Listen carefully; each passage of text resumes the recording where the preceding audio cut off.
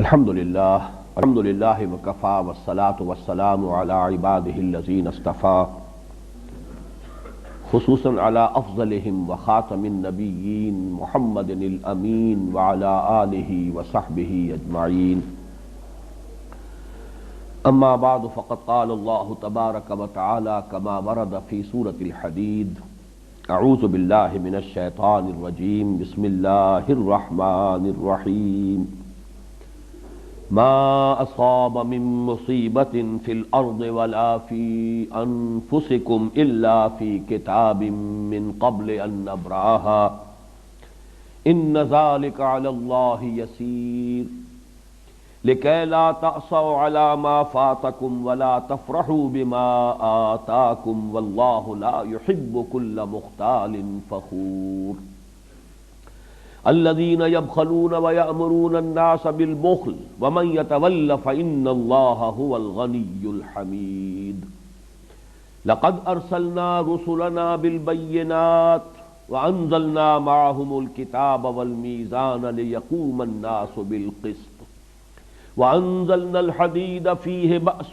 شديد ومنافع للناس وليعلم الله من ينصره ورسله بالغيب ان اللہ قوی عزیز صدق اللہ العظیم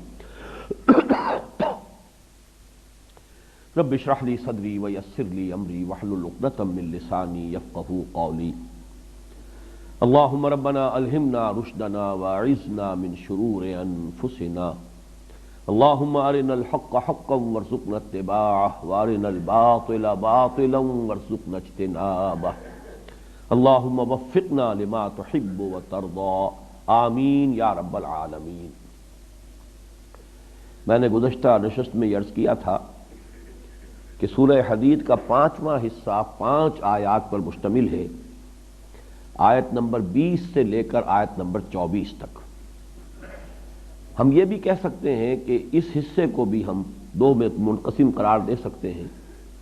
پہلی 2 آیات اپنی جگہ پر ایک مکمل مضمون کی حامل ہے، انسانی زندگی کی حقیقت، یہ لائف سائیکل جو ہے، ہیومن لائف سائیکل، اور اس کی جو مشابہت ہے پلانٹ کنگڈم کے اندر جو سائیکل چل رہا ہے، یہ کہ بالآخر انجام تو یہی ہے، مٹی ہی سے یہ پودا بھی برآمد ہوا ہے اور پھر بالآخر مٹی ہو کر مٹی میں مل جائے گا۔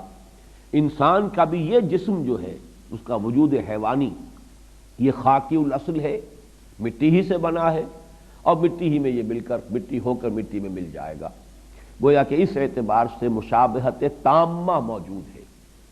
ہمارا یہ وجود حیوانی جو ہے، اس کے بارے میں بھی منہا خلقناکم وفیہا نعیدکم ومنہا نخرجکم تارۃ اخری، یہ اسی مٹی سے بنا ہے، اسی زمین سے، یہی سوائل، یہی کرسٹ آف دی ارتھ، اسی سے یہ ساری جو اینیمل کنگڈم ہے اور جو پلانٹ کنگڈم ہے، زندگی کے یہ دونوں جو شعبے موجود ہیں زمین پر، وہ یہیں سے ان کا آغاز ہے اور بالآخر یہیں پر ان کو جا ملنا ہے۔ البتہ انسانی زندگی، اصل زندگی وہ ہے کہ جو آخرت کی ہے، وَإِنَّ دَارَ الْآخِرَةَ لَهِيَ الْحَيَوَانُ لَوْ كَانُوا يَعْلَمُونَ، اس میں ابدیت بھی ہے اور اس میں پھر دوام ہے۔ وَفِي الْآخِرَةِ عَذَابٌ شَدِيدٌ وَمَغْفِرَةٌ مِّنَ اللَّهِ وَرِضْوَانٌ وَمَا الْحَيَاةُ الدُّنْيَا إِلَّا مَتَاعُ الْغُرُورِ۔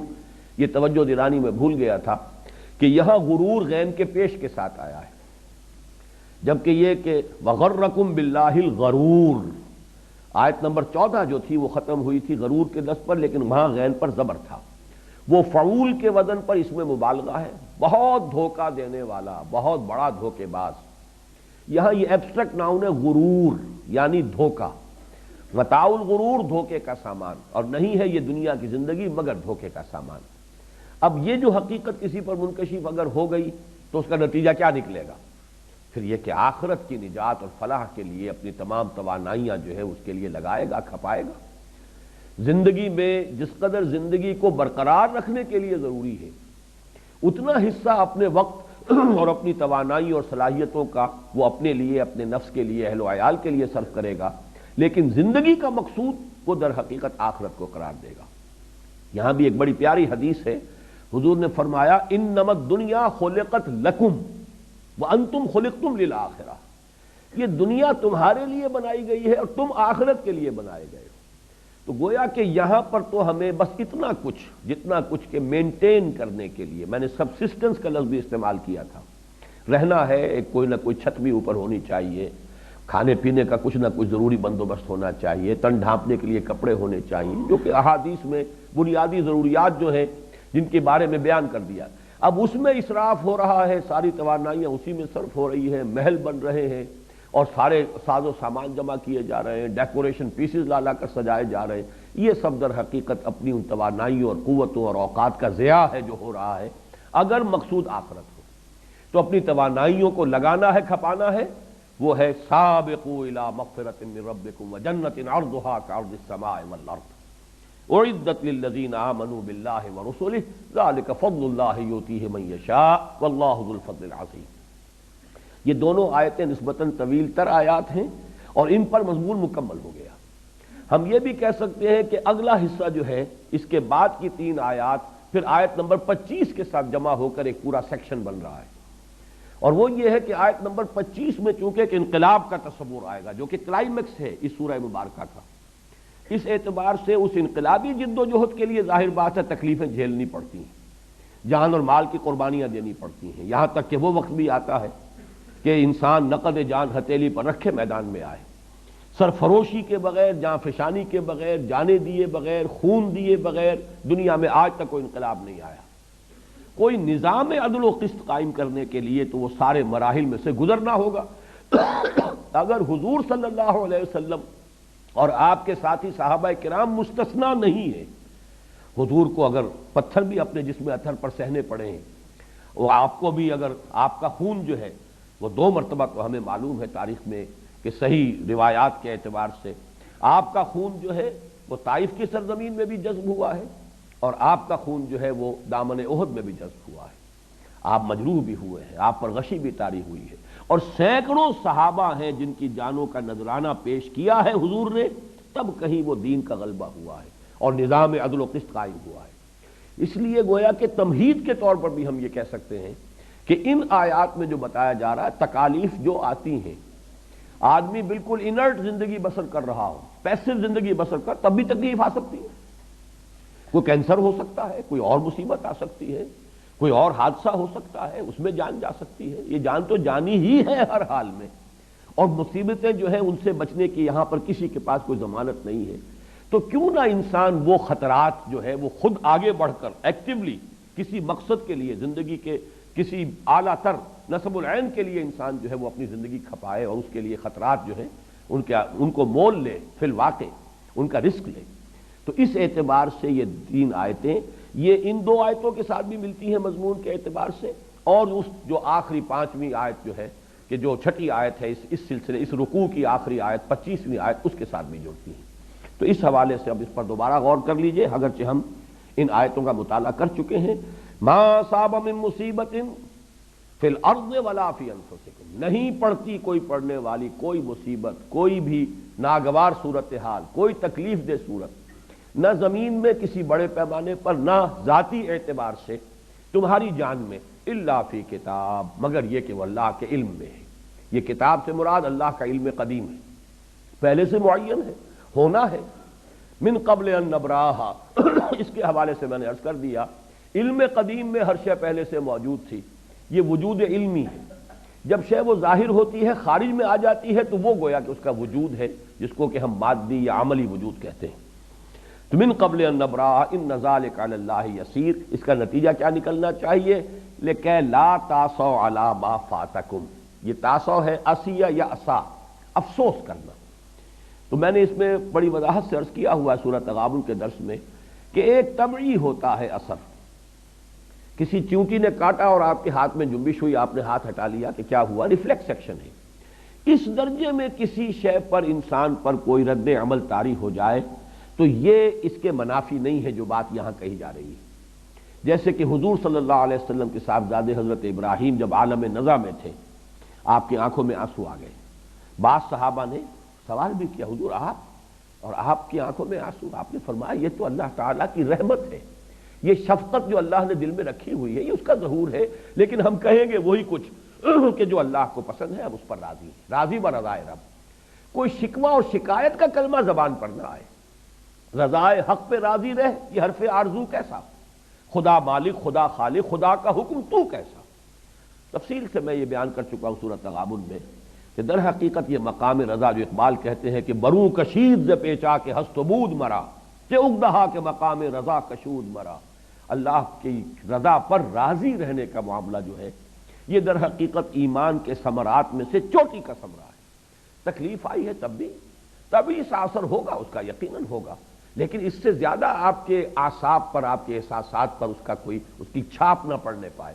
ٹھیک ہے، اللہ کی طرف سے ہے، جو بات ہوئی ہے اللہ کے کوئی نہ کوئی سے خیر ہی اللہ کو منظور ہوگی۔ ہم شارٹ سائٹڈ ہیں، ہم نہیں دیکھ سکتے۔ اللہ تعالیٰ جانتے انک تعلم ولا نعلم، یہ جو دعا ہے، جو دعا استخارہ فانک تعلم ولا نعلم، اے اللہ تو جانتا ہم نہیں جانتے، وتقدر ولا نقدر، تجھے ہر شے کی قدرت حاصل ہے، ہمیں قدرت حاصل نہیں، ہم تو جو تیرا فیصلہ اس پر راضی ہیں۔ تو یہ ہے اصل میں کہ جو بھی کچھ میرے ساقی نے میرے پیالے میں ڈال دیا ہے، صبر و شکر کے ساتھ انسان اس کو قبول کرے۔ لکہ لا تاسوا علی ما فاتکم، جو چیز ہاتھ سے جاتی رہے، چھن جائے، اس پر افسوس نہ کیا کرو۔ ولا تفرحوا بما آتاکم، فرح کہتے ہیں پھولے نہ سمانا، ایک ہے طبی خوشی ہونا، کوئی بات ہوئی ہے جو آپ کے نفس کو پسند ہے، اچھی ہے، اس سے ایک فوری طور پر ایک خوشی کا احساس، یہ بھی منافی نہیں ہوگا اس کے، لیکن اس کو اس حد تک انسان اس سے تاثر لے لے کہ جیسے کہ جسے ہم کہتے ہیں کہ خوشی سے پھولے نہیں سما رہے، یہ جو معاملہ ہے یہ فرح ہے۔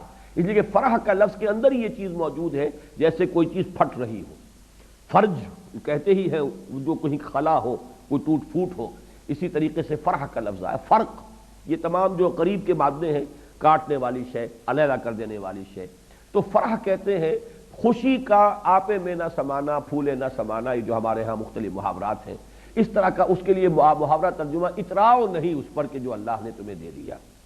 واللہ لا یحب کل مختال فخور، اور جان لو کہ اللہ تعالی اکڑنے والوں کو اور شیخی خوروں کو پسند نہیں کرتا۔ لا یحب اگرچہ بہت نرم الفاظ ہیں، اصل میں مراد ہے اللہ کو بہت ناپسند ہے۔ یہ قرآن کا اپنا ایک اسلوب ہے، کسی شے کی نفی جو ہے بسا اوقات سادہ نفی ہوتی ہے، بسا اوقات اس کے اندر ایک ایمفیسس ہوتا ہے۔ ان اللہ لا یحب کل مختال فخور، بالکل پسند نہیں ہے اللہ کو وہ لوگ کہ جو اکڑتے ہوں۔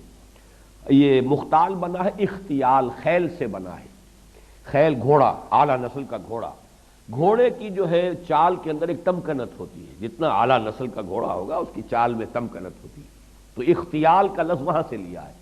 آدمی کے چلنے سے اندازہ ہو جاتا ہے یہ اپنے آپ کو کچھ سمجھتا ہے، کسی ذوب میں ہے، اونچی ہواؤں میں ہے، کوئی اس کو غرور ہے، تو یہ اختیال ہے۔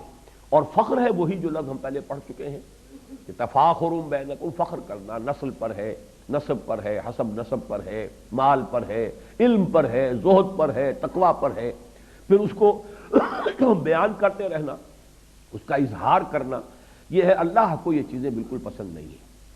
الذین یبخلون ویامرون الناس بالبخل، یہ جو آیت ہے در حقیقت اس طرز عمل یا اس ذہنیت کا منطقی نتیجہ ہے، اس لیے کہ یہ اختیال اور فخر جو ہے دنیا میں اگر کوئی نعمت انسان کو ملی ہے تو اس پر فرح، اور فرح کے بعد اختیال، اور اختیال کے ساتھ فخر، یہ تینوں چیزیں جو ہے در حقیقت غمازی کرتی ہیں اس بات کی کہ انسان جو ہے قدر و قیمت سمجھتا ہے اس دنیا کے مال و اسباب کی، اسی پر تبھی تو فخر کر رہا ہے۔ الذی جمع مالا وعددہ یحسب ان مالہ اخلدہ، تو اس کا جو یہ دار و مدار اور انحصار ہے، تو ظاہر بات ہے کہ جو شخص یہ سمجھتا ہے کہ میرا سرمایہ افتخار جو ہے میری دولت ہے، تو اس دولت کو وہ سنبھال کر رکھے گا، خرچ نہیں کرے گا، اس لیے کہ خرچ کرنے میں تو پھر ظاہر بات ہے وہی تو سرمایہ افتخار ہے، اسی سے تو وہ روب گانٹ رہا ہے لوگوں کے اوپر، اسی سے تو اس کی عزت ہے۔ ہمارے اس معاشرے میں خاص طور پر یہ لعنت انتہا کو پہنچ گئی۔ ویسے تو فرق ہوتا تھا، دولت مند بھی ہوتے تھے، غریب بھی ہوتے تھے، لیکن عزت کی بنیاد دولت نہیں ہوتی تھی، عزت کی بنیاد کردار تھا۔ بلکہ یہ کہ ہمارے ہاں وہ فقراء، یہ میں نے مضمون حال ہی میں لکھا بھی تھا ایک، کہ معاشرے کے اندر وہ کیفیت ہوتی تھی کہ وہ فقیر جو ہے، جو درویش کہیں بیٹھا ہوا ہے، لوگوں کا رجوع اس کی طرف ہوتا ہے، علماء کی طرف ہوتا ہے۔ یہ زبیدہ جو بڑی محبوب ملکہ تھی ہارون رشید کی، اس نے کہا تھا، حج کے موقع پہ آئی، اور غالباً وہ اہل بیت میں سے کوئی تھے، بہت بڑی شخصیت، وہ جب آئے ہیں طواف کرنے کے لیے تو پورا مجمع ان کی طرف متوجہ ہو گیا، تو ملکہ نے کہا اپنے شوہر سے، اور یہ آزادی وہی اختیار کر سکتی تھی اس لیے کہ بڑی محبوب بیوی تھی، اس نے کہا کہ اصل تو حکومت ان کی ہے، تمہاری کہاں ہے؟ یہ دلوں پہ حکومت کر رہے ہیں، تمہارا جو ہے تمہاری حکومت جو ہے وہ لوگوں کے جسموں پر ہے اور ان کی حکومت دلوں پر ہے۔ تو یہ ویلیوز جس معاشرے کے اندر ہوں تو اس کا معاملہ جو ہے چاہے کچھ اونچ نیچ ہو بھی معاشرے میں، اس سے اخلاق کا دیوالہ اس طرح نہیں نکلتا جیسا کہ ہمارے معاشرے میں نکل گیا ہے، کہ معلوم ہے کہ یہ حرام کی دولت ہے، یہ ہیروئن کی کمائی ہے یا فلاں کی کمائی ہے، یہ رشوتیں ہیں یا یہ سودی معاملہ ہے، لیکن یہ کہ جس کے پاس دولت ہے اس کے لیے عزت ہے، اس کے سامنے جھکے جا رہے ہیں، بچھے جا رہے ہیں، اور یہ اچھے اچھے لوگوں کا طرز عمل یہ ہے۔ تو اس سے در حقیقت معلوم ہوا کہ اخلاق کا دیوالہ نکل گیا، ویلیوز ختم ہو گئی، اقدار کا بیڑا غرق ہو گیا۔ تو یہاں اصل میں یہ بات آ رہی ہے کہ الذین یبخلون، جو یہ سمجھتے ہیں کہ عزت کی بنیاد پیسہ ہے تو بخل کریں گے، پیسے کو سنبھال کر رکھیں گے، وہ کاہے کو پیسہ خرچ کریں گے؟ پیسہ خرچ کریں گے تو اپنی عزت کی بنیاد، اپنے فخر کی بنیاد کو ڈھا رہے ہیں۔ اور دوسری بات یہ یامرون الناس بالبخل، جو شخص خود یہ بخل کرے گا وہ دوسروں کو بھی بخل کا مشورہ دے گا۔ اس کی وجہ یہ ہوتی ہے کہ ایک تو یہ ہے کہ بہرحال لوگوں کی نگاہ میں وہ اپنا بھی تو کوئی بھرم قائم رکھنا چاہتا ہے، اپنی بات کے لیے بھی جسٹیفیکیشن چاہے گا۔ امر کا لفظ جو ہے یہاں پر سمجھ لیجئے کہ یہ مشورے کے معنی میں، حکم کے معنی میں نہیں، عربی زبان میں لفظ امر جو ہے دونوں معنی میں آتا ہے۔ بھائی کچھ عقل کے ناخن لو، کچھ سوچو، یہ کیا تم نے دونوں ہاتھ کھلے رکھے ہوئے ہیں اپنے؟ تمہارے ہاتھ میں تو معلوم ہوتا ہے کوئی سوراخ ہے، کوئی پیسہ روکتے ہی نہیں ہو اپنے پاس۔ تمہیں چاہیے کہ کچھ آگے کی فکر کرو، بچوں کی فکر کرو، بیٹیوں کے ہاتھ پیلے کرنے ہیں، تو بڑے ہی ناصحانہ انداز میں اور بڑے ہی خیر خواہانہ انداز میں بخل کا مشورہ دیا جائے گا تاکہ ہمارا بخل بھی ڈھکا رہے، چھپا رہے۔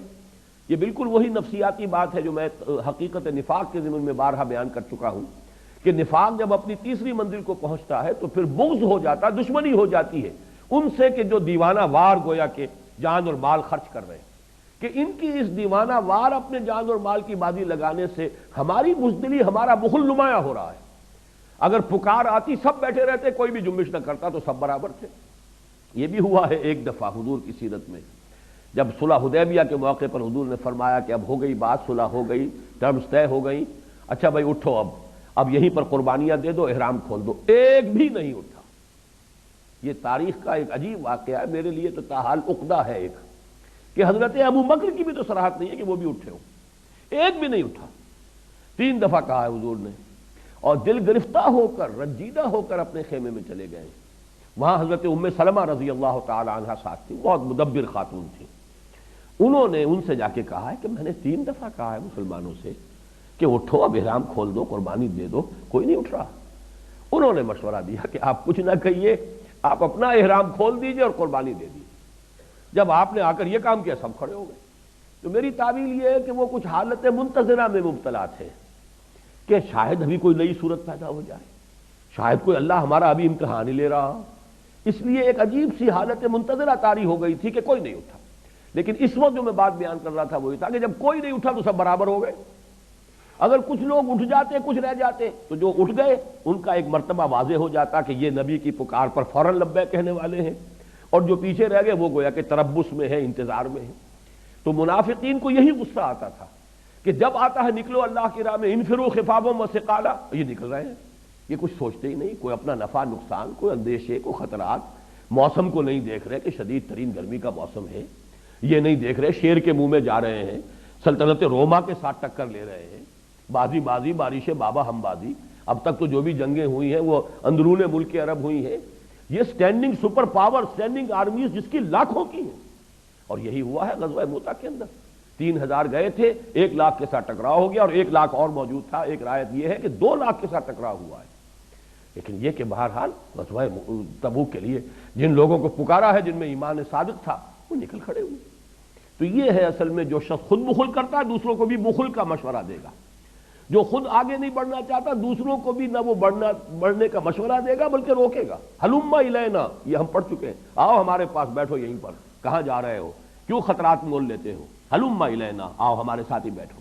تو یہ ہے وہ بات کہ الذین یبخلون ویامرون الناس بالبخل، جو خود بھی بخل سے کام لیتے ہیں اور لوگوں کو بھی بخل ہی کا مشورہ دیتے ہیں۔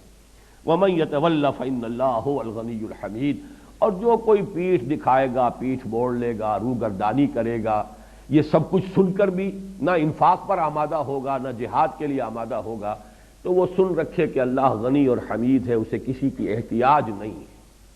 کوئی یہ نہ سمجھے کہ وہ نہیں کرے گا تو کام ہوگا نہیں، کوئی یہ نہ سمجھے کہ یہ انہی کے اٹھائے یہ چھپر اٹھا ہوا ہے۔ اللہ تو غنی ہے، حمید ہے، اگر تم نہیں آؤ گے اللہ کسی اور قوم کو لے آئے گا۔ ان تتولوا یستبدل قوما غیرکم ثم لا یکونوا امثالکم، اس پر سورہ محمد ختم ہوئی ہے صلی اللہ علیہ وسلم۔ اگر تم روگردانی کرو گے، پیٹھ دکھا دو گے، تمہیں ہٹائے گا اللہ کسی اور قوم کو لے آئے گا۔ اللہ تعالیٰ کے خزانوں میں کمی نہیں ہے۔ وَمَن يَتَوَلَّ فَإِنَّ اللَّهَ هُوَ الْغَنِيُّ الْحَمِيدُ۔ تو یہاں وہ 5 آیتیں مکمل ہو گئیں جس کو میں نے ایک حصہ پہلے قرار دیا تھا، اور یہ بھی ہو سکتا ہے کہ پہلی 2 آیتوں کو اس رکوع تیسرے رکوع کے اس کو ایک مستقل حصہ مانا جائے۔ حیات زندگی کی اصل حقیقت، ہیومن لائف کا سائیکل، اس کی مشابہت جو ہے وہ پلانٹ کنگڈم میں جو بھی سائیکل چل رہا ہے اس سے، آخرت کی اصل اہمیت، اور پھر یہ کہ اصل مقصود و مطلوب آخرت کو بنا لینا، اور اس میں مسارعت اور اس میں مسابقت، آگے نکلنا، وہ اپنی جگہ ایک مکمل مضمون تھا۔ پھر 4 آیتیں جو یہ آئی ہیں اس کے اندر بھی جو ہے وہ 3 آیتیں، اس میں یہ مضمون آ گیا، دنیاوی مصائب اور مشکلات اور تکالیف، ان سے گھبرانے کی ضرورت نہیں ہے۔ یہ تو در حقیقت تندیے باد مخالف سے نہ گھبرائے عقاب، یہ تو چلتی ہے تجھے اونچا اڑانے کے لیے۔ یہ مشکلات اور مصائب جو 5واں حصہ ہم پڑھ چکے ہیں، یہ تو اس لیے اللہ تعالیٰ کی طرف سے آزمائشیں آتی ہیں کہ ایک تو تمہارے اندر اگر کوئی کھوٹ کہیں ہے تو وہ دھل جائے، پاک ہو جائے، صاف ہو جائے، تاکہ تمہیں پوری طریقے سے زر خالص بنا لے اللہ تعالیٰ، لیمحصکم، تاکہ تمہیں بالکل پاک کر دے، صاف کر دے۔ پھر یہ کہ تمہارے جوہر نمایاں اسی سے ہوں گے، معلوم ہوگا ہوز ہو، کس کا کتنا جذبہ ہے، کس کے اندر کتنا شوق جہاد تھا، کس کے اندر کتنا جذبہ انفاق تھا۔ کیسے معلوم ہوتا ابو بکر کا مقام کیا ہے، کیسے معلوم ہوتا کہ عمر کا مقام کیا ہے؟ وہ تو انہی چیزوں سے جو ہے جوہر کھلے ہیں، نکھرے ہیں، نمایاں ہوئے ہیں۔ تو وہ فلسفہ پورا جو ہے وہ ہم پڑھ چکے ہیں 5ویں حصے میں، کہ ابتلا، آزمائش، امتحانات کیوں آتے ہیں، اس کی حکمتیں کیا ہیں۔ اب آ گئی وہ آیت جس کو میں ایک مستقل حصہ قرار دے رہا ہوں، اور یہ در حقیقت اس پوری سورہ مبارکہ کا کلائمیکس، نقطہ عروج ہے۔ اور یہ بھی میں عرض کر دوں، یہ میں نے بارہا الفاظ استعمال کیے، پھر دوہرا رہا ہوں۔ انقلاب جس شے کا نام ہے اسے آپ اس کی کونوٹیشن کو اچھی طرح سمجھ لیجئے۔ انقلاب کہتے ہیں کسی اجتماعی نظام کو بدل دینے کو۔ ظاہر بات ہے جو ایگزسٹنگ سسٹم ہوگا، پولیٹیکو سوشو اکنامک سسٹم، اس کو تلپٹ کریں گے، اس کا تختہ الٹیں گے تو کوئی اور نظام آئے گا۔ اس کے بغیر کسی دوسرے نظام کے لیے ایگزسٹنگ سسٹم جو ہے وہ جگہ چھوڑنے کو تیار نہیں ہوتا، اور اس میں ظاہر بات ہے وعظ، نصیحت، تلقین، تعلیم، تبلیغ، یہ سب اپنی جگہ پر بہت ضروری ہے، یہ اسٹارٹنگ پوائنٹ اس کا یہی ہے۔ لیکن اس کے بعد ایک مرحلہ آتا ہے کہ جہاں طاقت استعمال کرنی پڑتی ہے، اس لیے کہ تلقین، وعظ، نصیحت، دعوت، تبلیغ سے جو نیک سرشت لوگ ہوتے ہیں تمام طبقات کے اندر، وہ کھینچ آئیں گے، جیسے کہ میگنیٹ ہوتا ہے وہ کھینچ لیتا ہے، جو بھی لوہ چون جو ہے وہ اس کے ساتھ مل جائے گا اور مرادہ رہ جائے گا۔ لیکن وہ مرادہ جو ہے وہ لوگ ہیں کہ جن کا ویسٹڈ انٹرسٹ ہے، جن کے مفادات ہیں۔ ہمارے معاشرے میں جاگیردار ہے، اس کا ایک اپنا مقام ہے، وہ اصل مالک ہے، پورے علاقے کا مالک ہے، وہ بادشاہ ہے، باقی لوگ جو بس رہے ہیں وہاں پہ وہ اس کی کمی ہے، کاری ہے، وہ تو اس کی رعیت ہے۔ وہ کبھی بھی اس کو برداشت نہیں کر سکتے کہ جاگیردارانہ نظام ختم ہو جائے۔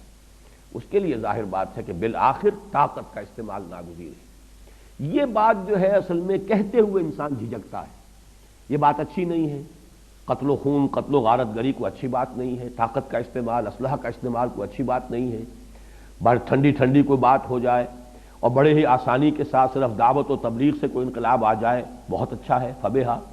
لیکن یہ ہے کہ قرآن مجید نے جس طرح اس ایک آیت میں اس تلخ حقیقت کو عریاں انداز میں بیان کیا تاکہ کوئی اشتباہ نہ رہ جائے، بالکل بات واضح ہو جائے، پورا انقلابی عمل جو ہے آپ کو اس آیت کے اندر مل جائے گا۔ اب اس کے ایک ایک لفظ پر غور کیجئے، اور یہ بھی ذہن میں رکھیے کہ اس ایک آیت کی پوری تشریح ہے جو سورہ صف میں آئی ہے۔ سورہ صف کی 14 آیات در حقیقت اس ایک آیت کی شرح پر اور اس تفصیل پر مشتمل ہے۔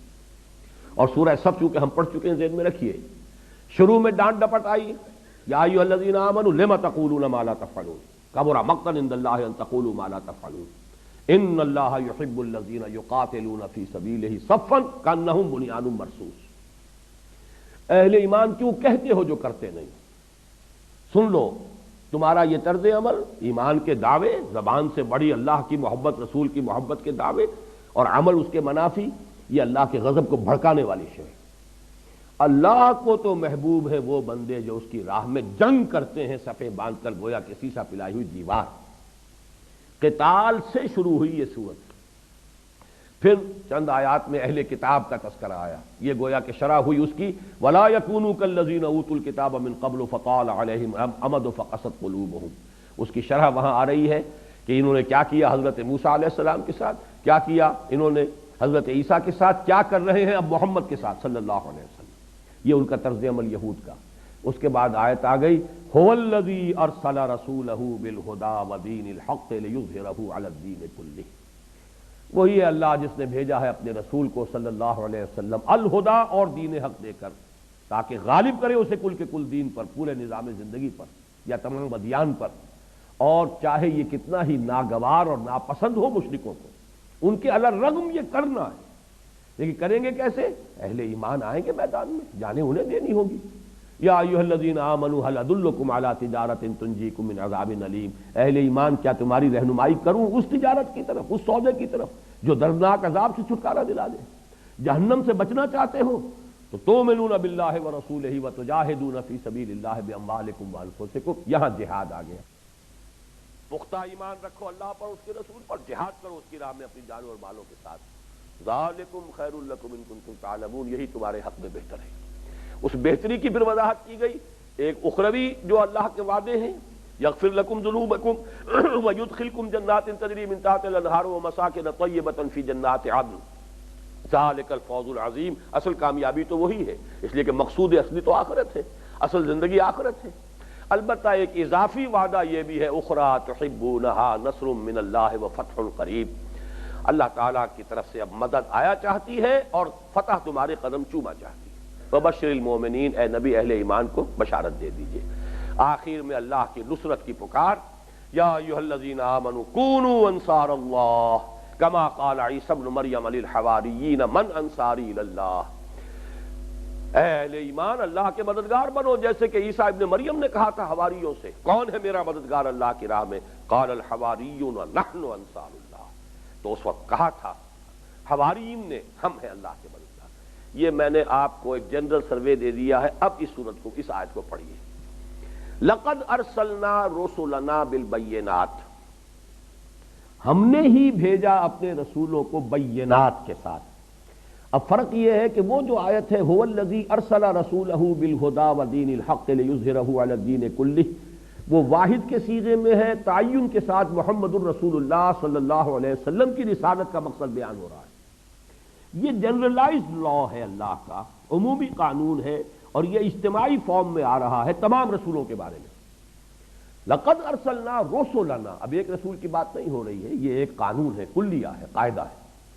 ہم ہی نے بھیجا اپنے رسولوں کو. اور یہاں دیکھیے تین چیزیں آئیں گی. بالبینات نمبر 1, وانزلنا معہم الکتاب نمبر 2, والمیزان نمبر 3. نوٹ کرتے جائیے. ہم نے ان کو بھیجا بینات کے ساتھ. بینات کا لفظ پہلے حصے میں بھی آ چکا ہے, دوسرے حصے میں هو الذی ینزل علی عبدہ آیات بینات.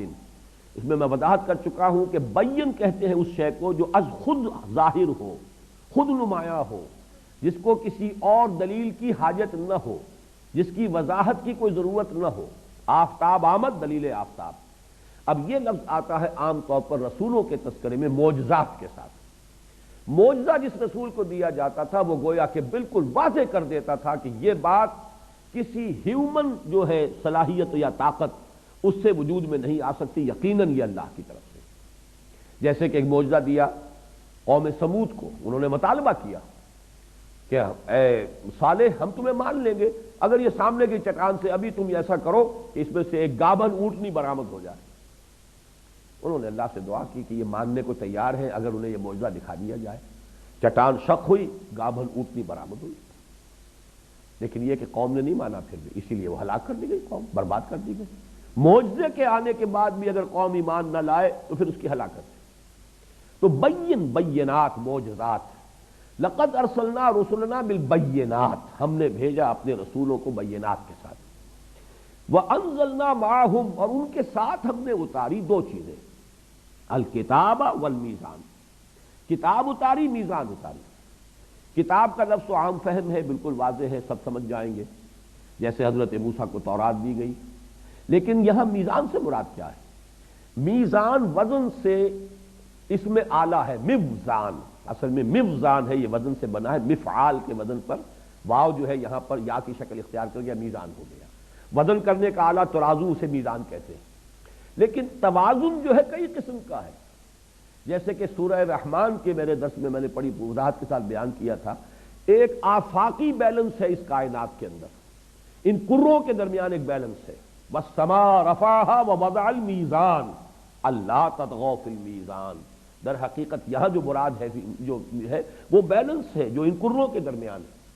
یہ تمام جتنے کرے تیر رہے ہیں فضا کے اندر، سیارے اور گردش میں ہیں، ان کا توازن ہے، ان کے ڈسٹینسز جو ہے انہی کے، جو آپ کو معلوم ہے کہ ڈسٹینس کے انورس پروپورشنیٹ میں وہ ان کی جو ہوتی ہے آپس کی باہمی کشش وہ ہے، اور وہ توازن کے ادھر سے اس کو وہ کھینچ رہا ہے، ادھر سے یہ کھینچ رہا ہے، تو یہ اپنی جگہ پر قائم ہے. اسی طریقے سے جو نظام اللہ عطا فرماتا ہے وہ نظام ایک میزان ہے، اس میں حقوق اور فرائض کا توازن ہوتا ہے. فلاں کا یہ حق ہے، یہ اس کا فرض ہے، یہ اس کی ذمہ داری ہے. آپ کو معلوم ہے ہم کہتے بھی ہیں کہ پریولیجز گو ود رسپانسبلٹیز. جہاں زیادہ ذمہ داری ہوگی پریولیجز بھی زیادہ ہوں گی، اتھارٹی بھی زیادہ ہوگی، اختیار بھی زیادہ ہوگا. تو حقوق اور فرائض میں توازن ہوگا تو معاشرہ صحیح رہے گا. اور اگر اس کے اندر امبیلنس ہو گیا، اسی کا نام ظلم ہے، اسی کا نام عدوان ہے، اسی کا نام زیادتی ہے، ناانصافی ہے. تو در حقیقت جو شریعتیں اللہ تعالیٰ نے نازل فرمائی ان سب کا مقصد یہ ہے کہ توازن قائم ہے. مثلا 3 چیزوں کے اندر توازن ہے کہ جو بہت ایویسو ہے انسان کے لیے، اس کا حصول آسان نہیں. قدیم ترین مسئلہ ہے عورت اور مرد میں توازن کیا ہو. ظاہر بات ہے دونوں ایک دوسرے کے محتاج ہیں، عورت مرد کی محتاج ہے، مرد عورت کا محتاج ہے. لیکن یہ کہ آپ نے دیکھا کہ یہ توازن نہیں ہو پاتا. یا تو عورت کو ملکیت بنا لیا جاتا ہے، جوتی کی نوک سمجھا جاتا ہے، اس کے کوئی حقوق نہیں ہے، کوئی اس کا سٹیٹس نہیں ہے، کوئی اس کا دنیا کے اندر حیث مقام نہیں. اور یا پھر یہ کہ وہ عورت بالکل مرد کے شانہ بشانہ ہو کے برابر ہو کر، بلکہ یہ کہ کلوپٹرا کی شکل اختیار کر کے پورے ملکوں کی قسمت جو ہے اس کی نیا ڈبو دیتی ہے. توازن بہت مشکل کام ہے. اس کا وہ انسان بھی ہے، اس کے حقوق بھی ہیں، اس کے احساسات بھی ہیں، اس کا اپنا ایک مقام ہے، معاشرے کے اندر اس کی حیثیت ہے، اس کی عزت بھی ہونی چاہیے. لیکن یہ کہ اس سے معاشرے کا خاندانی نظام جو ہے وہ درہم برہم نہیں ہونا چاہیے، انارکی نہیں ہونی چاہیے، کیوس نہیں ہونا چاہیے. فیملی جو ہے ایک انٹیگریٹڈ ادارہ ہو، ایک منظم ادارہ ہو، اس کے اندر ڈسپلن ہو. اس لیے کہ پورا معاشرہ جو ہے اسی پر ڈیپینڈنٹ ہے. معاشرہ کہتے کسے ہیں؟ It's a collection of families. 10,000 20,000 10 lakh 20 lakh families ہیں جن کا نام معاشرہ ہے. اس معاشرے میں سے اگر ہر اینٹ جو ہے، ہر فیملی کا انسٹیٹیوشن جو ہے وہ اگر منظم نہیں ہے، ڈسپلن نہیں ہے، آرگنائز نہیں ہے، تو معاشرہ جو ہے اس میں کیوس ہوگا. لیکن وہ کیسے ہو؟ کیا حقوق ہیں عورت کے، کیا حقوق ہیں مرد کے، کیا فرائض ہیں عورت کے، کیا فرائض ہیں مرد کے؟ یہ آسان کام نہیں، اس کا حل کرنا آسان نہیں. مرد نظام بنائے گا، وہ ظاہر بات ہے کہ وہ عورتوں کے حقوق کو اپنے سامنے نہیں رکھ سکتا. وہ تو اپنی اس کی نفسیات ہے، اپنی باتیں وہ جانتا ہے، اپنے احساسات اسے معلوم ہے. وہ تو ظاہر بات ہے کہ مرد نظام بنائے گا تو اپنا پڑا بھاری رکھے گا. اور اگر عورت کو موقع مل جائے تو ظاہر بات ہے اس کو اپنے احساسات کا پتہ ہے. وہ مرد کی حیثیت سے سوچ ہی نہیں سکتی، وہ فیل ہی نہیں کر سکتی اس کی کیفیت کو، لہذا وہ اپنا نظام بنائے گی. تو انسان محتاج ہے کہ اللہ تعالیٰ کی طرف رجوع کرے جو کریٹر ہے سب کا. دوسرا بڑا پیچیدہ مسئلہ جب سے تمدن کی شکل ہوئی، اجتماعیت اور انفرادیت میں کیا توازن ہو. یا تو ٹوٹلیٹیرین سوسائٹی ہو جاتی ہے، بڑا نظم ہے، ڈکٹیٹر ہے، کوئی حقوق نہیں لوگوں کے، نہ کوئی وہ اپنا اظہار خیال کر سکتے ہیں، نہ وہ جماعت بنا سکتے ہیں، نہ پارٹی کوئی آرگنائز کر سکتے، کچھ نہیں. بہت ہی ٹوٹلیٹیرین قسم کا معاشرہ ہے، ملوکیت جیسے چلتی ہے دنیا کے اندر. فرد جو ہے کچلا جاتا ہے. یا یہ ہے کہ انفرادی آزادی وہ ہوتی ہے جو آج مغرب میں ہے، جو چاہو کرو، ننگے ہو کے بازاروں میں نکل آؤ، نیوڈ کلبز بناؤ، 2 مرد شادیاں کریں، جو چاہیں کریں. ہومو سیکشولیٹی کے لیے اس کے حق میں دلائل کے انبار ہیں، لمبے چوڑے قوانین بنائے جا رہے ہیں. ایک دوسری انتہا یہ کہ فرد ہے، فرد کی آزادی ہے، آپ کو کیا حق ہے؟ وہ جس طرح چاہتا ہے اپنی جو جنسی خواہشیں پوری کرتا ہے. Who are you to question ہم؟ یہ اس کی آزادی ہے. جب ایک مرد ایک عورت اپنی آزادانہ رضا سے زنا کریں تو جرم ہے ہی نہیں. وہ تو اگر بالجبر زنا ہوا ہو، ریپ جو ہے وہ جرم ہے. لیکن یہ کہ اگر وہ آزادانہ مرضی سے کر رہے ہیں تو یہ کوئی جرم ہی نہیں. اس لیے کہ ان کو اختیار ہونا چاہیے، ان کے اپنی آزادی کے، اپنے جسموں کے مالک ہیں۔ جب جسموں کے مالک ہیں، زیادہ سے زیادہ شوہر یہ کہہ سکتا ہے کہ میرے حق پر کوئی دس درازی ہو گئی ہے، وہ جائے سول کیس بنائے، اس میں کوئی کرمنل کیس نہیں بنے گا۔ اب یہ ہے آزادی کی وہ انتہا، مادر پدر آزادی، معاشرہ جو ہے اس انتہا کو نکل گیا۔ اب یہ کیا توازن ہو اس میں، یہ ہے در حقیقت نہایت پیچیدہ مسئلہ۔ اور سب سے زیادہ ریسنٹ جو مسئلہ پیدا ہوا ہے انسانی معاشرے کے اندر، انسانی اجتماعیت میں، وہ ہے لیبر اور کیپٹل کے درمیان۔ یہ ہوا ہے اصل میں اس انڈسٹریل ریولوشن کے بعد، اس سے پہلے یہ مسئلہ نہیں تھا۔ وہ صرف یہ ہے کہ معمولی کھڈیاں لے کے بیٹھا ہوا کوئی کپڑا بن رہا ہے، بڑے بڑے کارخانے جس میں 20-30 ہزار آدمی کام کر رہے ہیں، ایسا تو نہیں ہے۔ لہذا وہ جو بھی ہے بڑا سمپل سا مبادلہ ہوتا تھا، جس نے کھیت میں کام کیا، ہل چلایا، گندم اس نے اگائی ہے، وہ جائے گا اپنی وہ گندم دے دے گا اس کو، کہ جو وہاں بیٹھا رہا ہے وہ گندم تو نہیں اگا سکتا، وہ کھیت میں تو کام نہیں کر سکتا، وہ کرگے پر بیٹھا ہوا جو ہے کھدر بنا رہا تھا، وہ کھدر اس کو دے گا، اس سے اپنے دانے لے لے گا۔ اللہ اللہ خیر صلی اللہ، سمپلسٹ اکانومی یہی تھی مبادلے کی۔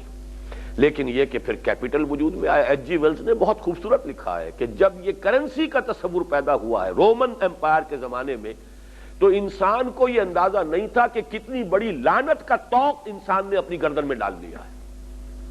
اس سے پہلے ساری تجارت بارٹر پر تھی، جو کرگے پر بیٹھا ہوا کپڑا بن رہا ہے، اس نے اتنے گز کپڑا دے دیا اور اس نے اس کو اتنی جو ہے وہ من جو ہے گندم مل گئی، اللہ اللہ خیر صلی اللہ، وہ اپنا کھائے گا، وہ کپڑا پہنے گا۔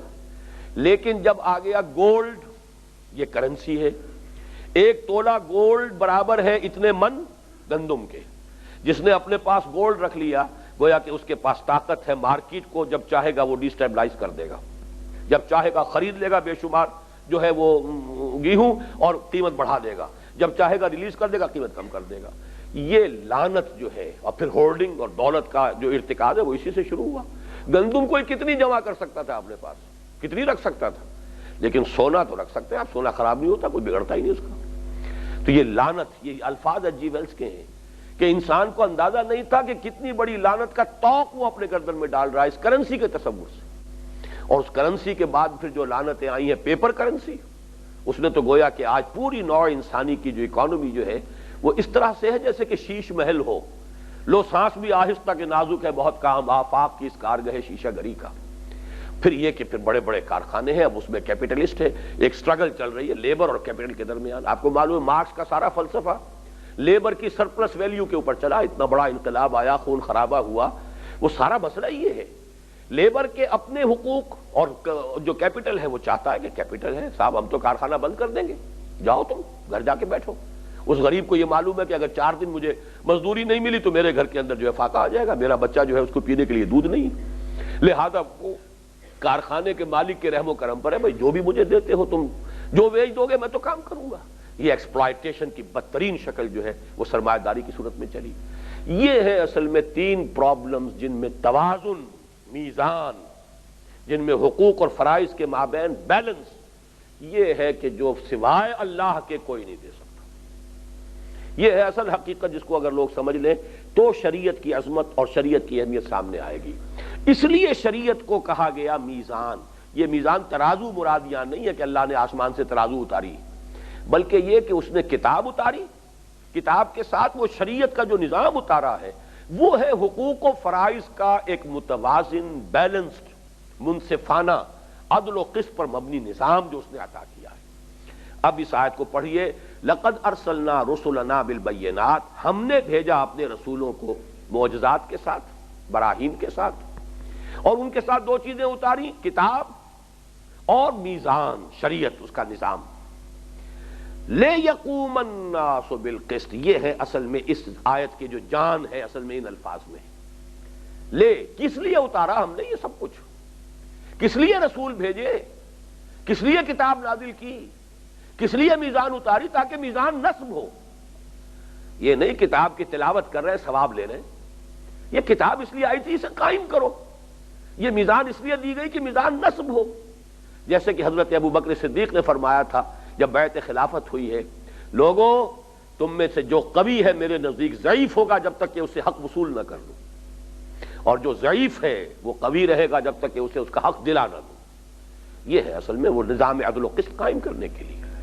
اسی کے لیے حضور سے فرمایا گیا، اے نبی کہہ دیجئے وَأُمِرْتُ لِأَعْدِلَ بَيْنَكُمْ، دیکھو مجھے کوئی واعظ نہ سمجھنا جو واعظ کہتا ہے بس ٹھنڈا ٹھنڈا واعظ کہا، میٹھی میٹھی باتیں کہیں، کچھ جو ہے ہار گلے میں ڈلوائے، کچھ جو ہے حلوے مانڈے کھائے اور آگے اگلے گاؤں گیا پھر وہاں واعظ کہا. میں وہ نہیں ہوں، معاذ اللہ معاذ اللہ.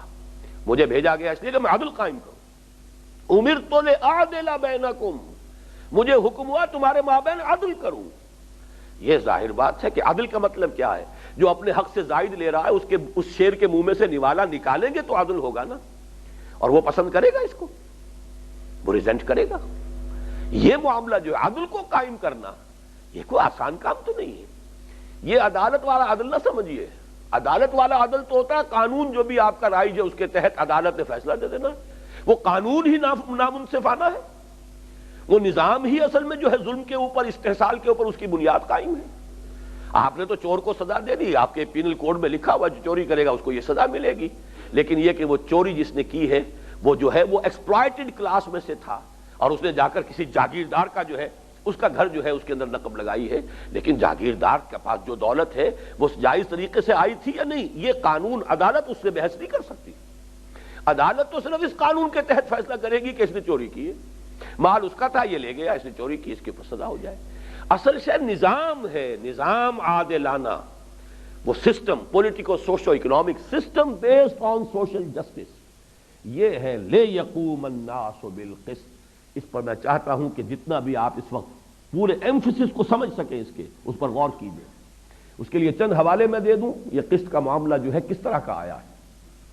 سب سے پہلے ہمارے دین میں سب سے بڑی بات، سب سے پہلی بات کیا ہے؟ اللہ کی ذات و صفات. اللہ کی شہد اللہ انہ لا الہ الا هو والملائکۃ واولو العلم قائما بالقسط. اللہ کی یہ شان ہے، اللہ کی یہ صفت ہے، وہ قسط کا قائم کرنے والا ہے. آخرت ہے ہی اس لیے کہ عدل و قسط قائم ہو.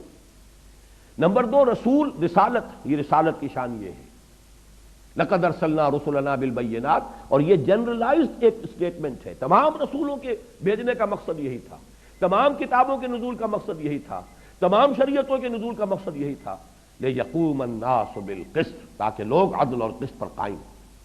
حضور کے لیے فرمایا امرت لأعدل بینکم، کہہ دیجئے ڈنکے کی چوٹ، میں اس لیے بھیجا گیا ہوں کہ عدل قائم کروں تمہارے مابین.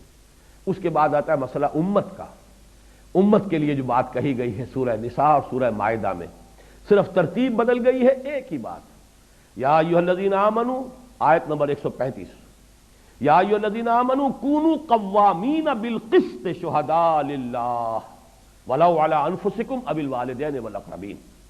اے ایمان کے دعوے دارو، پوری قوت کے ساتھ قوام بن کر کھڑے ہو جاؤ، قسط کے، عدل کو نافذ کرنے والے، قائم کرنے والے، اور اللہ کے حق میں گواہی دینے والے. یہ شہادت کے ضمن میں یہ آیت میں نے کوٹ کی تھی، شہداء للہ. اللہ نے جو قانون دیا، نظام دیا، اس کے گواہ بن کر کھڑے ہو جاؤ، اس کو قائم کرو. چاہے یہ بات تمہارے اپنے خلاف جا رہی ہو، چاہے والدین کے، چاہے رشتہ داروں کے. تمہیں عدل کی بات کہنی ہے، عدل و انصاف کی بات کہنی. یہ نہیں دیکھنا ہے کہ اس سے نقصان میرے خاندان کو پہنچ جائے گا، یا میرے باپ کو پہنچ جائے گا، یا میری ماں کو پہنچ جائے گا. جو بات عدل کی ہے وہ کرو. یا ایھا الذین آمنوا کونوا قوامین بالقسط شہداء للہ ولو علی انفسکم او الوالدین والاقربین. یہی بات الٹ کر ذرا ترتیب جو ہے یہ سورہ مائدہ کے اندر آئی ہے، آیت نمبر 8. یا ایھا الذین آمنوا کونوا قوامین للہ شہداء بالقسط ولا یجرمنکم شنآن قوم علی الا تعدلوا اعدلوا هو اقرب للتقوی. اہل ایمان اللہ کے لیے کھڑے ہو جاؤ، کونوا قوامین للہ شہداء بالقسط، عدل اور انصاف اور قسط کی گواہی دینے والے بن کر کھڑے ہو جاؤ. اور دیکھنا کسی قوم کی دشمنی تمہیں اس پر آمادہ نہ کر دے کہ تم عدل سے انحراف کرو. وہاں یہ کہا گیا تھی کہ حق کی بات کہو، چاہے تمہارے اپنے والدین کے خلاف، تمہاری اپنی ذات کے خلاف، تمہارے اپنے کنبے قبیلے کے خلاف جا رہی ہو. یہاں وہی بات برعکس گئی، کسی قوم کی دشمنی تمہیں اس پر آمادہ نہ کر دے کہ اللہ تعدلوا، کہ تم عدل سے انحراف کرو. اعدلوا هو اقرب للتقوی، عدل سے کام لو، یہی تقوی سے قریب ہے. یہ ہے وہ اہمیت عدل و قسط کی، اور یہ عدل و قسط اجتماعی نظام کی شکل میں. لقد ارسلنا رسلنا بالبینات وانزلنا معهم الکتاب والمیزان لیقوم الناس بالقسط. بارک اللہ لی ولکم فی القرآن العظیم ونفعنی وإیاکم بالآیات والذکر